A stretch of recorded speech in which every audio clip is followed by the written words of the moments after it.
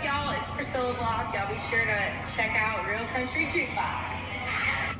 Good afternoon, everybody, and welcome back to Real Country Jukebox Podcast with James and Raymond. This is episode number 22, and today's topic, we are going to rank from 10 to 1. We haven't done a ranking in a while, so we're going to do our rankings, our favorite female singers from 10 to 1. That sounds great, man. I want to take a second. When we ended the last podcast, I was telling everyone about the Riley Green concert I was going to. Yeah. I just want to let everyone know, and some of you may have been there. I actually saw some people I knew when I was there, which is a small venue, but it was a great time, and the whole concert made me feel like I was in the mid '90s, but with new music. He didn't do any kind of weird covers or anything like some people are doing now. When he did cover, it was Alabama, Travis Tritt, Toby Keith, people like that. And the cool thing is, and then we'll get on to the topic, is before the show, me and my brother and my wife were able to throw football with Riley Green, which was pretty cool. And I posted some pictures of that on the Facebook page, if any of y'all are following that. But yeah, it was an awesome time. And I wish we had got a chance to meet him, but throwing football was cool enough. So I remember you told me the other day that was better than meeting him. I thought so. I mean, because I know he definitely loves football, and I do too. So that was a blast. And so my brother was actually a quarterback, and Riley Green was also a quarterback. So that was pretty. It was cool watching them two throw together too, because both of them could sling it. Which brother was a quarterback? Bobby. That's cool, man. Yeah, it's cool because my brothers Bobby and Leslie are twins. For anyone that don't know, and they're identical. Well, in baseball, for a long time, Bobby was the catcher his whole career, but Leslie sometimes was the pitcher, so that was cool. And then when they played football, Bobby was the quarterback and Leslie was the receiver, so it's like they switched roles for the different sports. Yeah. You know. But anyway, getting on to the top 10 for... And I'll say, too, just to get back on that, it makes for a better story. A lot of people, and this is good, I love meeting country singers, too, obviously. But it's a lot of good story when you tell people that you threw football with them. Everybody can't say that as opposed to, I met this guy or I met that artist, whatever. You played through football with them. That's a whole different ballgame. Yeah. I thought it was really cool, man. I try to let Bobby do the most of it because, he's 17, had never been to a concert like on that caliber. Yeah. And Riley Green's one of his favorite artists, so I was very glad that he was able to do the majority of it. That's good, man. And we just kind of hung out and watched him some. Number 10 for me, if you don't mind if I start off. Go ahead. All right. I got Priscilla Block, and it's interesting me putting her up there because I just recently started listening to her music a couple months ago, and I listened to some of her music before we went to Nashville. We went to Nashville in June. I listened to some of it then, and to call it what it is, I listened to it because I'm a Justin Moore fan. She did a collaboration with Justin Moore, which put me listening to her some, and then I listened to some of her regular songs like it's called My Bar, and a couple more, and I enjoy the music, but when we met her, she was so eager to do the shout out that y'all heard before this podcast that there's no way I couldn't put her on my top 10. She took the time, and I know it was only 10 seconds, but the thing is, she took the time to do it. And she actually said that, and she's from Raleigh too, from North Carolina, and that's where me and James are from, obviously. Shout out. Yeah. And she, was very about helping people get started because somebody was there to help her when she first started, which hasn't been that long ago. So she's pretty new too, yeah. So that's why she slipped in at number 10. I haven't listened to a ton of her music, but I haven't heard anything that I didn't like. And honestly, there's a couple different artists up here that are up here not just for the music, but for other reasons, and I'll get to that when I get there. And mine's the same way. My top 10 is kind of well-rounded. I've been fortunate enough to meet a few of them, so that plays a part, and then their music plays a part, and just the time I like them plays a part, and that sort of stuff. But Priscilla Block, you hit the nail on the head with that, because a lot of artists worry about red tape and, what this person thinks about this and all that sort of stuff, and she didn't. She was just generous with her time and did that, so that was cool. Yeah, and another thing I want to say about this, too, before we get too deep into it, most of the country singers I listen to are male because I relate to what they're saying more. Obviously, the females sound better and look better. Yeah, so I mean I mean, of course, I'm a fan of them, but I noticed this when I was really diving deep into who I liked. My top 5, well, the top 4, were even in my top 10 artists ever. So that was a given. But a lot of the other ones, unless I'm wrong, I could be, so you correct me on this before we get into there. It seemed like to me some of the A-listers when I was coming up would make a couple albums, get married, and stop. Like Trisha Yearwood married Garth, she was done. Faith Hill, she dropped a couple albums, married Tim, she was pretty much done. There's definitely a lot of the change of the momentum of like what the artist is doing when that happens. Yeah, and then Shania, she, as soon as she could, she went pop. I mean, a lot of them people that had great first or second albums kind of fell off, so I didn't really know where to put some of them. I just did the best I could with it and rolled with it. That's all you can do. You know, so I got Priscilla's number 10. Coming in at number 10 for me, I've got Roseanne Cash. And I'm not saying this to brag, I'm just saying this because I've been fortunate being in Nashville and stuff a lot. This is the only one of my top 10 that I haven't met, so meeting her doesn't play into this at all. But I fell in love with Roseanne Cash's music back in the 80s when she was really hitting it hard. 7 Year Ache, I Don't Know Why You Don't Want Me, Tennessee Flat Top Box, those are my favorite 3. She had others too, Runaway Train, she had some big hits. And I know this is going to sound crazy to most people, but I'll stand by this, and this is no disrespect to her dad at all. I think Johnny Cash was a good man and an icon and good for music, good for rock and roll music, and good for country too. But I think Roseanne was the better singer. And I love her music more than I love Johnny Cash's. Like I said, that's with all due respect to the guy. I mean, the guy is what he is. He's probably on the Mount Rushmore of country music. But I love Roseanne Cash's music. And I'm not a big, and this isn't a slight at all, I'm not real big on short hair. And Roseanne Cash's hairstyle that she rocked for the most part, like in the 80s, was one of the best. And don't get me wrong, a lot of women can rock it. That's not what I'm saying. But I think she really rocked that hairstyle, and just pretty eyes and just good delivery of her music, and just everything about her in the 80s wasn't like anybody else, and I don't think there's been anybody like her since then. So I got her at number 10. Yeah, and just to be sure, I know what I'm talking about. She wasn't June Carter's daughter, right? She was not. Okay. She was Vivian's daughter. Okay, I would was assume was Johnny Cash's first. I know she was Vivian's daughter, but I think, and if you walk the line, it'll talk about that a little bit. But I think that was his first wife. I know she's Vivian's daughter, but I don't know what the status is of who married who when. But I know that's correct. Okay. My number 9, Shania Twain. Shania Twain's The Man Me album. I mean, The Man You album. See, I can't even say The Man You. The Man You album and or was it the Woman in Me? The Woman in Me. Everybody knows See, I Me. can't even say The Woman in Me. Yeah, Shania will get you stuttered. Yeah. Yeah. But anyway, that and Come On Over were both two really good. And her coming out when I was a small kid, when she did that Who Bet the Any Man Mine video, I was like, good gracious, you know, she was my favorite female singer for a while when I was a kid. But then she came out with I guess she did get me stuttering because now I'm losing my train of thought. She's been making men stutter since 1993. This is not anything new. But anyway, good gracious, my glasses are fogging up. I bet. But yeah, all jokes aside though, it's like she got them couple albums, and then she kind of made a pop turn, and the stuff she's doing now, I just can't get into, and that's unfortunately that's why she's so down on the list. She is in the top 10, but I just I can't get into the new stuff.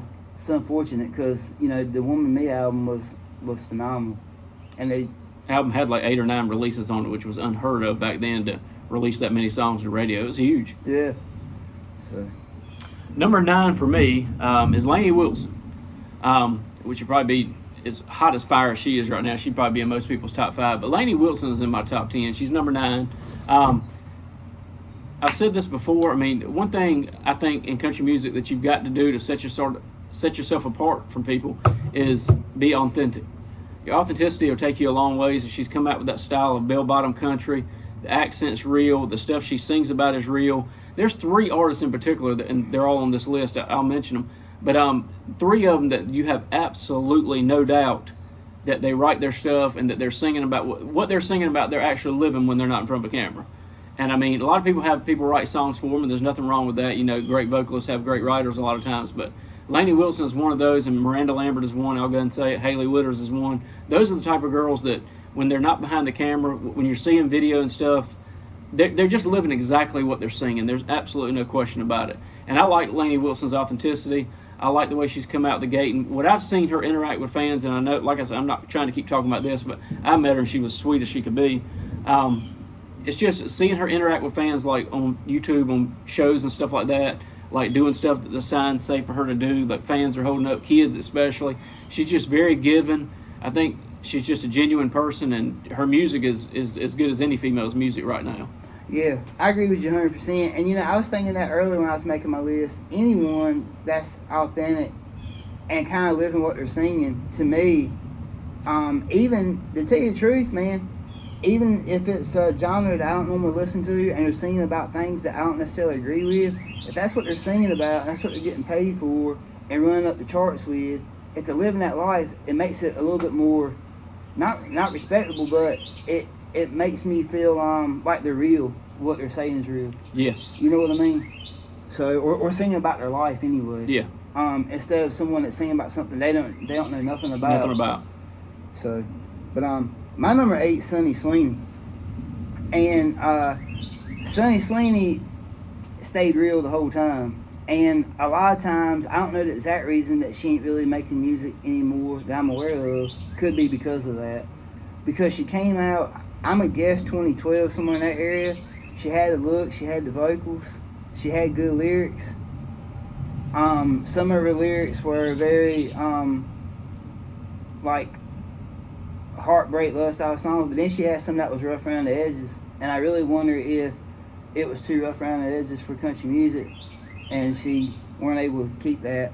I mean, she's got that East Texas, South Texas vibe to her. I'm not for sure, but I'm pretty sure I've seen bills with her on the same ticket as like Whiskey Myers and Cody Jinks. I can see that. So she's definitely doesn't really care. I've seen several interviews with her, and she was talking about how she was done in the industry, and it's very unfortunate because, in my opinion, she could have went. She could still be putting out albums right now, So she slid in there in my top 10 because she stayed consistent as long as she put out records anyway. I like her too, and I didn't think about her before I made this list. Good call.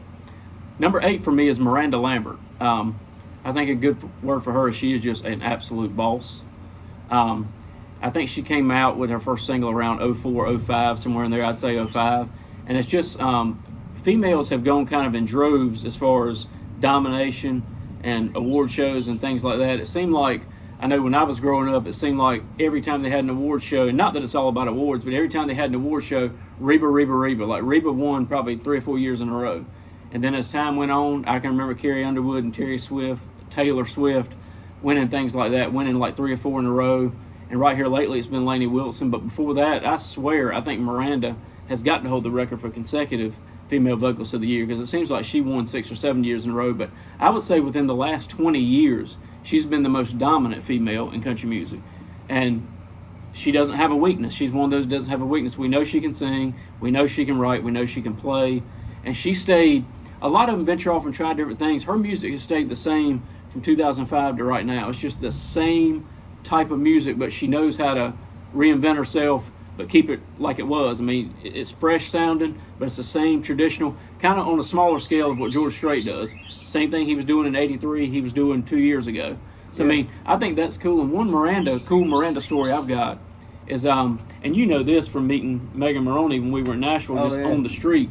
You know, it's cool to have meet and greets. It's cool to wait around the bus and try to meet your favorite artists. It's cool to have a backstage pass and all that sort of stuff. But the ones that are not planned and you don't expect are always the best meet and greets. They're surprises.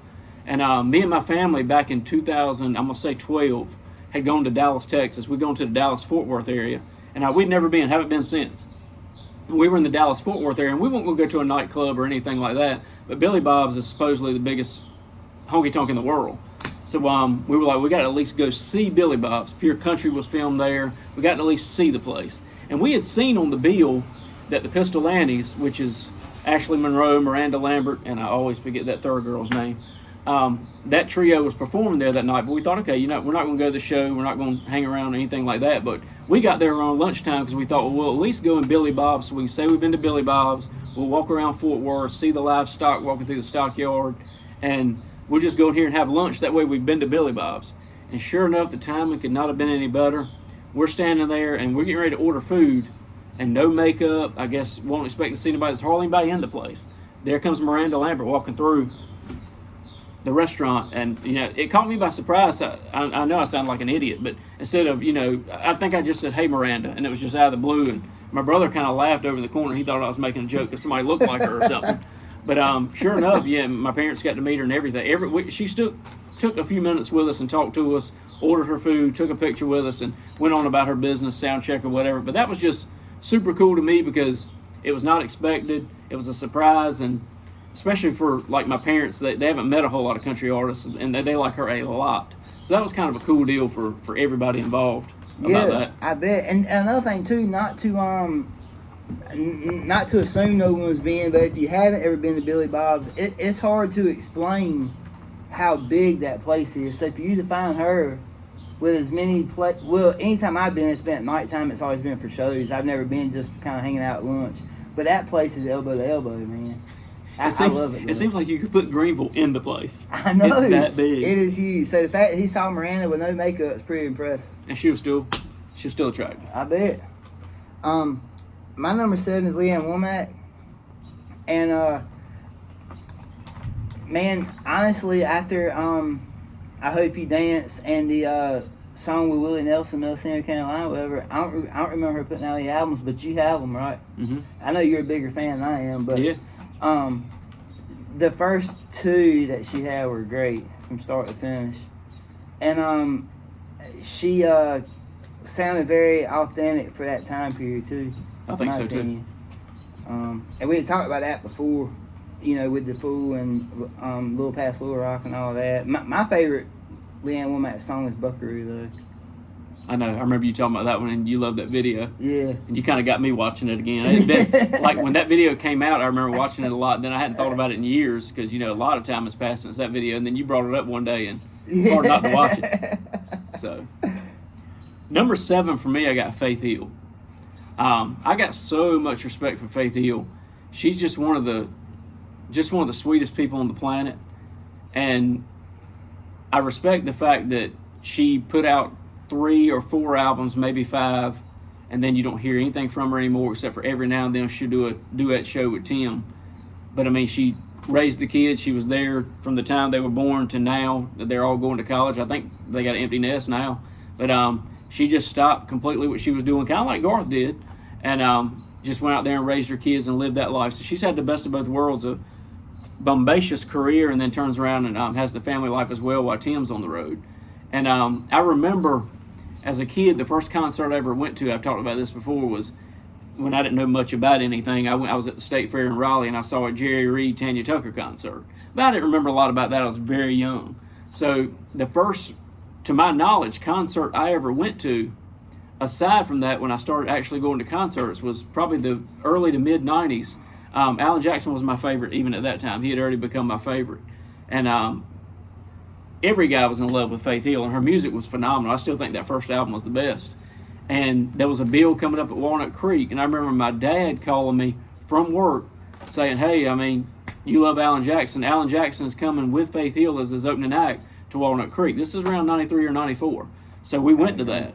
And that was just like the coolest thing in the world to me, to have Faith Hill and Alan Jackson right there. At the time, she was probably my favorite female artist. So it was like all my favorites on one bill. But I remember him calling and telling me that, and I was so excited. Yeah. And it was a great show, obviously. That's a cool story, man, for sure. Yeah, that's a real cool story.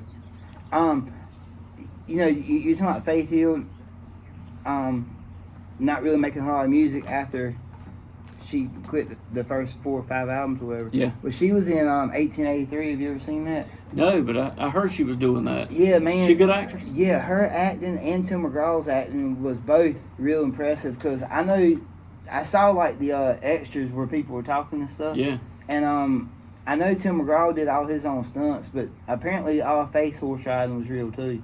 Wow. As far as I know. Wow. So yeah, I thought their acting was pretty impressive. My number 6 is Lainey Wilson.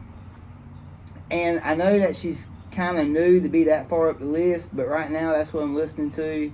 Number one. Number two, I like that she's authentic with her own style. And as of right now, she's still putting out albums, although she's only got a couple and hasn't stopped. So I appreciate that of her. And like you said, I feel like she lives a country lifestyle, not just sings about it. Yeah. And the first time I saw her in concert, I didn't, I weren't in the area that much. But the second time for the Grand Ole Opry, that was cool, and she did really good. So, Man. Yeah, and I can see her moving on up the list if she continues like she's doing. I can Because too. each album just keeps getting better. It does, man. Phenomenal. And she sounds so good live. Everybody don't sound good live. But that Opry, I wasn't there. I wasn't fortunate enough to stay another night when we went to Nashville together last month, but he stayed for that show. And then I saw when they played the Opry on Circle Network, and it was phenomenal the way her voice sounded. Yeah. Let's go to number 6. I've got Sarah Evans. That's just a pure vocalist through and through. I mean, again, I've talked about this before. At Christmas time when she sings Go Tell It on the Mountain, my goodness. And I mean, I think my favorite one she did was No Place That Far. Vince Gill, sang harmony on that one. They were killer together. But I don't have a whole lot to say about that one, but Sarah Evans is just a phenomenal vocalist. I wish she did more music or had more on radio because she's had a huge career, and I know she's one of your favorites. But I think she deserves more radio play because it just seems like she's got so much stuff and they don't play the best stuff she's got. Yeah. Yeah, I agree with that 100%. My number 5 is Miranda Lambert. And you said everything I could say about her. She's very consistent, and I appreciate that. Always putting out, consistent albums, and she hasn't fell off of what she started with, and I appreciate that. And I also, too, I didn't hear her say this, but I read that she said that she don't really care about making radio success anymore. She's just trying to, write and sing about what she wants. Good for Which her. is kind of the same thing she's always doing, but apparently they just quit playing her for whatever reason. Right. A lot of times with modern day radio, it doesn't matter what it sounds like, or even quite recently what it looks like. They just want to put like the next new thing. Just want to sell something. Yeah, and if somebody's into it and they pick up on that, all of a sudden they got to be into it too, whether they like it or not. Right. So. Number 5 for me is Amy Daly. She now goes by Amy Daly Sizemore. For those of you who don't know, she didn't get to skyrocket all the way to the top, but I think she also deserved to. There was a song that came on, Love's Really Got an Attitude, It Is What It Is. That's Love's Got an Attitude, It Is What It Is in parentheses. I think she's from Tennessee. I think she got her start at Opryland. And she came out on the scene on Curb Records and had that song and Men Don't Change. She had several hits on country radio, and it just never, Men Don't Change was probably the biggest one. It was probably I'm going to guess around a top 15. She may watch this for whatever reason. If she does, because luckily I'm actually friends with her on Facebook. If she does, I'm not trying to slide her. I hope I got that right about top 15. But anyway, phenomenal singer, phenomenal writer, phenomenal player. She chased it for a little while, and country music I don't think was going necessarily in the right direction at that time. But anyway, I thought she was really good, really underrated. She's moved to Florida now, and her husband, Jack Sizemore, sing together. I think they're pretty much the house band that got some gig in Florida that's really good. So she's doing what she loves. She's doing music. I do think, too, it's cool that she's doing that, and I like her views and things on politics and stuff like that. I won't get too far into that, but I appreciate her views and stuff on that. But Jack Sizemore, her husband, is Jason Aldean's lead guitar player. So he's got a cool gig, too. So it's just a cool family, and I thought she was very underrated. She's always been one of my favorites, so she had to make the top 5. Well, now she's a fan of mine because I'm a fan of Jason Aldean's politics. With that being said, go check out the video to try that in a small town. It's a good one. Yeah. All right, my number 4 is Sarah Evans. I feel like we're just kind of recycling. You'll say some things I don't. Yeah. My number 4 is Sarah Evans. The first time I ever heard her, me and Stacy saw her in 2007 at the State Fair, and she sounded just as good live in 2007 as. In other words, it was actually better than I thought it would be, and I was a huge fan. That's when that As If song had just came out, and I get a little bit stronger, I think, could be wrong on that second one, but it was a good one. And she's got several songs I like that aren't radio hits, and I just feel like she should have got more radio play, and she did too. Absolutely. Number 4 coming in for me is Shelley Wright. For the longest time before Leanne Womack hit the scene, Shelley Wright, probably in between that Faith Hill craze and Leanne Womack coming into the tune, she was probably my favorite. I love Shelley Wright. I still love Shelley Wright's music. And another cool story I had about her, and this one wasn't really accident. We were trying this, but we were idiots. But we were at a Shelley Wright concert in Kinston, North Carolina, and when they have a concert, at least at that time, in a small town like Kinston, it's not really a backstage area or anything that's hard to get to. It's basically a little roped off area, probably for fan club members that can meet her or whatever. And I wasn't in the fan club or anything, but I've had a lot of stupid ideas in my life, so don't get me wrong. But this one actually is stupid too, but it paid off. But me and my brother went to whatever the drugstore was at the time, like a CVS or Walgreens or something, and got these poster boards like you would do science projects and stuff at school. And we wrote in great big old letters, because at a concert, when you get to those last 2 or 3 songs, the fans will kind of rush the stage. So we made these signs, I've still got it actually, that says, "I want to meet you," in great big letters. We were going to be idiots and run down to the stage. It worked. We got to meet her, and she even signed the sign, and it was just... I didn't know that was in Kinston. That was in Kinston. I've heard the story whatever it before, was but I didn't know WRNS used to do at that time, like the free concert that WRNS used to do. And matter of Dang. fact, I think, I'm not 100% sure on this, but I think 1 or 2 of the guys from Rascal Flatts were in her band at the time. So, Daggone. you never know who's going to make it where, how big they made it. But anyway. Yeah, that's cool. That was cool. True. But I love Shelley Wright's music, man. That Let Me In album, getting back to her music, I've talked about everything but her music. That Let Me In album, man, I used to just wear that thing out from start to finish. Yeah. It's just so good. Anyway. Oh yeah. I used to love Shelley Wright too. My next one's Dolly Parton, and I feel like I talk about her on every podcast. She's worth it. Yeah. Anyway, it's like I've said a million times. She's a great singer, and I ain't gonna get on the way that she helps out the whole world financially the best she can anyway. But a thing I've seen recently where she was talking about people like retiring from music and stuff. She said that she just soon die on stage in the middle of a song, then retire from music. I saw that. And that sounds like Dolly. So I ain't gonna get too deep. If you've seen any of these And previous, I hope she don't. I know, me too. If you've heard any of these previous podcasts, and you already know how I feel about Dolly, so you don't need to dive too deep into it. And if you haven't, then that gives you a chance to go back and check out some of the others, and like and subscribe while you're there. Right. And we got a little bit of luck with this podcast. It poured down rain like the last hour, maybe last 2 hours. We get here and the sun comes out. Yeah. I think it's because we started the podcast. Probably so. I tell myself that. I tell myself a lot of stuff. Yeah. Number 3 for me is, we talk about her all the time, Hailey Whitters. Hailey Whitters has moved into my top 5, and she's number 3. And again, just another one of those, to me, in the style of a Miranda or a Lainey. And I'm not going to say too much, because I know you got plenty to say. This is the biggest Hailey Whitters fan in the world, him and my brother. But Hailey Whitters is just phenomenal, man. I'm glad that she's putting out, because she just put out that, what was the name of that last album? Not this one that's coming up, Raised. but Raised. It seems like she just put out Raised, and now she's coming out with another EP that comes out. Is it this weekend? July 28th. July 28th. So 2 weekends. But anyway, she's coming out with that. So I wish she would come out with an album every week, man. She's just so solid. That's all I'll say. Oh, yeah. Yeah, and another thing, too, since that's my number 2, I just start talking about her. And she has the potential to be number 1 if she continues making her music like she has. But right now, she's so authentic. And I've been getting all my words mixed up today. I was trying authentic. Not a spelling bee. Yeah. So, but yeah, so there's that. There's the what you're saying about the way that Lainey Wilson dresses. She's got her own style or whatever, and Yeah. Hailey does too, the old school style dresses and stuff. And if you check out her live feed, she's funny too. She's always joking around, carrying Hilarious. on. Yeah. So, but I mean, even that 30 minutes we watched her at concert, man, she was just.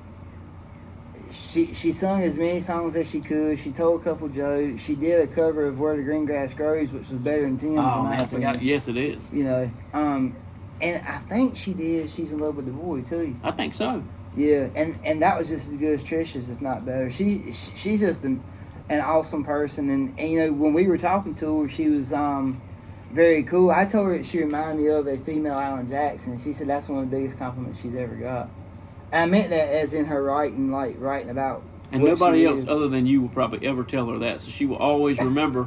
I mean, seriously though, she will always remember you telling her that. I guarantee you. I bet She's such a huge fan of him, and you told her that. I bet Riley Green will always remember those touchdown passes we were Of course. throwing. He's thinking about it right now. No, I'm just messing. But anyway, yeah, I like Haley Litters as far as just about any country singer out there. And if she continues to put out music the way she's been doing it, then she'll be number one before too long. Coming in at number 2.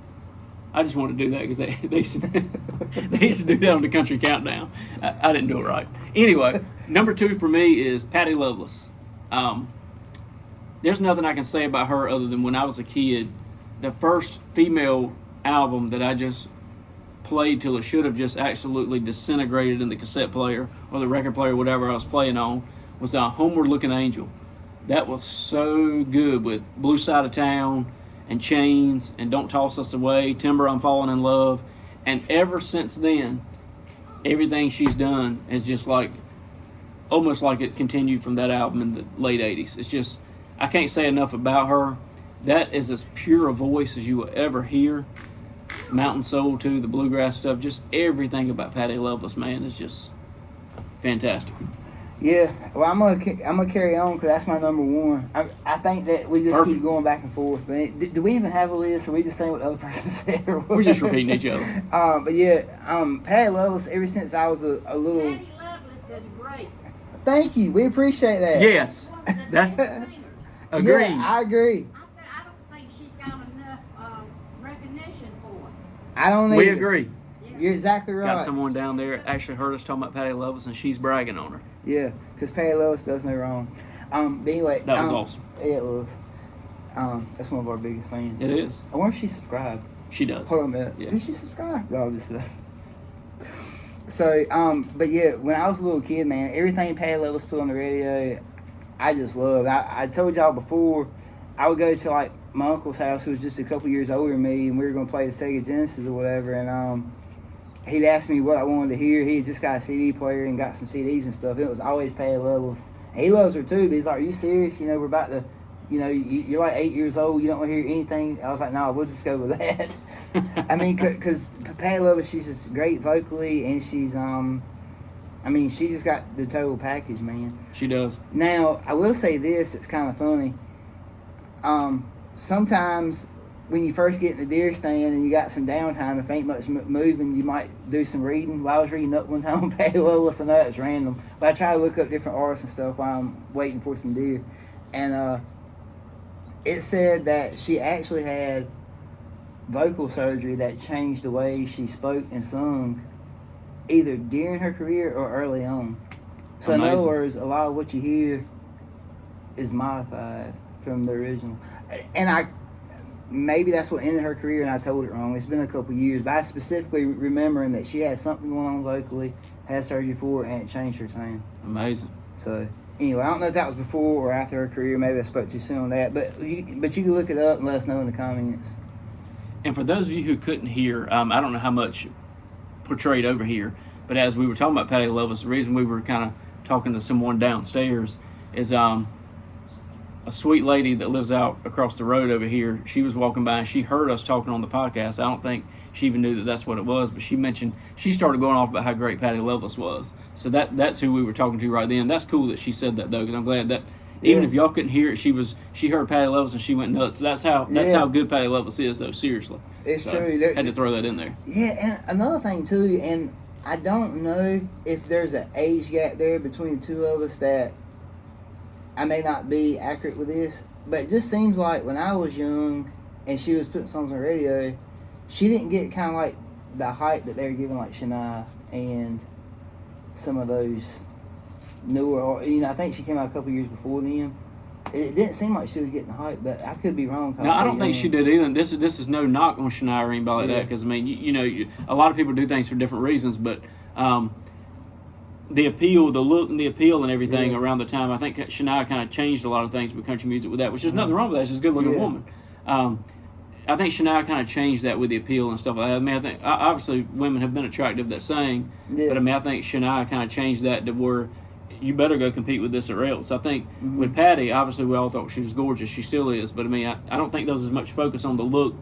There was more focus on the sound. Yeah. That's what I think. That's just my opinion. And you know, another thing too, and this is something I try to just keep into consideration when I was making this list, especially since I already had a couple things that was throwing me off, like, you know, the amount of songs that I had to choose off of and stuff like that, or the ones I'd heard. But I actually, primarily, I look for the sound and the lyrics over anything else.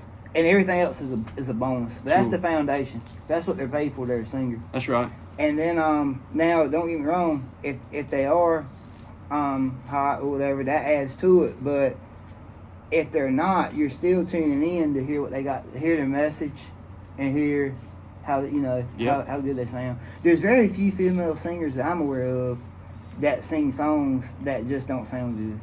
I just don't. I don't know many of them that just flat out cannot sing and keep a job. The men can do it, but the girls, most of the time, they have to sound good. True. It's very true. So Had never thought about that till you said it. yeah, and that's why I was saying earlier. You know, I relate more to the men's songs, but obviously the girls sound better. So, but that's all I have. As far that was different. It definitely had me racking my brain around who to have, especially in the top. Well, I mean, in the bottom six. So Yeah. Number one for Oh, me. I forgot. It's I'm all sorry. good. That's I all forgot. good. Number one for me is Leanne Womack. I know y'all saw that coming, and I'm actually, even though it sounds crazy, I don't have a whole lot to say about that, even though it's the number one, because I've talked about her so much in so many different podcasts because she checks so many boxes. But I will say this one story, if I remember this correctly, is when she first came out, and y'all know what a stickler Alan Jackson is for traditional country music and what a stand he's taken for it. My understanding is when it first came out, he heard Never Again, which was her first single, and he heard that and he just fell in love with that sound, which is as traditional a country sound as you can have, and he bought copies of the album. I don't know if it's for every band member he had or for every place he would have to play music. Like, he bought a copy for his truck, bought a copy for his boat, his car, his bus. I know he bought a lot of copies of that album, and I remember Leanne Womack on a documentary saying something about telling that story, and then she thought, God bless Alan Jackson. And I mean, she obviously has always aspired to kind of follow in his footsteps as well. She's a big fan. They've done some duets and stuff together. But I mean, there's nothing I can say, but I wanted to tell that story because I thought that was cool that Alan Jackson kind of put his stamp on her early, and she hadn't disappointed. That is cool. I didn't know that. Have they ever been on tour together? I don't know if they have or not. I know she's toured with George because she thinks the world of George too. But I don't know. That's a good question. Well, I know when we I hope did so. the rapid fire questions in Nashville, and you were asked by someone sending in, who would you like to meet, or whatever, you mentioned Leanne Womack. Had you met her before? I have. Yeah. What all of what I may have missaid the question, but how was she? Did you get a chance to talk to her much? Or? Well, she was super, super sweet, man. I did get to, and this was one of those things where back in the day they used to in Nashville during the week of CMA Awards, they would do radio promotes at the Hilton downtown, and a lot of artists, or just about everybody, would come through there, and some of them would stop, some of them wouldn't. But I only got to see her one time come through there, and there's some of them I've seen 8 or 10 times come through there. They just are so regular. But she's just one of those that's, I don't know if maybe she don't do stuff like that very often or whatever, but it was very rare for her to be there that day, and she showed up, and it was just, I don't even remember what all I said. It was probably a blabbering idiot, but I mean, she was gracious though. Oh yeah. Well, that's cool, man. All right. Well, that's all I got for today. Yep, glad to have a little bit something different for you females out there and you people who love female artists. This was a fun top 10. Yeah, and just like always, if y'all come up with anything that y'all like to hear or anything like that, then just let us know. Take care.